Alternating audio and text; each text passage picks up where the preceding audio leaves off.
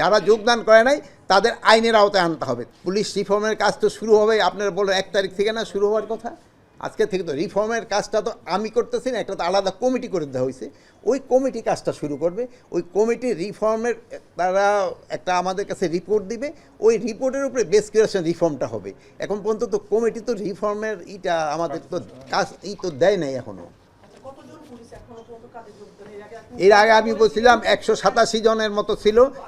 এরপরে আর আমার মনে হয় কেউ যোগদান করে নাই। যারা যোগদান করে নাই তাদের আইনের আওতায় আনতে হবে। তারা আমাদের কাছে এখানে মানে কি বলে, আর তারা আমরা পুলিশ বলবো না, তারা আমাদের কাছে এখন ক্রিমিনাল হিসাবে গণ্য হবে। আমার মনে হয় সংখ্যাটা যেহেতু আমি তো গণি নেই, আমি তো একটা সংস্থা থেকে পাইছি যারা, বাট ওই সংখ্যাটা মনে হয় সঠিক। প্লাস আমরা পুলিশ নূতন, শুধু পুলিশ না, পুলিশ নূতন নিয়োগ আমরা অলরেডি কনস্টেবলদের নিয়োগের জন্য অলরেডি অ্যাডভার্টাইজ করে দিছি। কিছুদিনের ভিতরে, আজকে কি কালকের ভিতরে আপনারা দেখবেন এসআই নিয়োগের ক্ষেত্রেও কিন্তু আপনারা পেয়ে যাবেন। আমরা আনসারের ক্ষেত্রেও নতুন নিয়োগের ব্যবস্থা করতেছি এবং বিজিবির ক্ষেত্রেও আমরা নতুন নিয়োগের ব্যবস্থা করতেছি। সংখ্যাটা তো আমি এই মুহূর্তে আপনারা বলতে পারবো না সংখ্যাটা কত।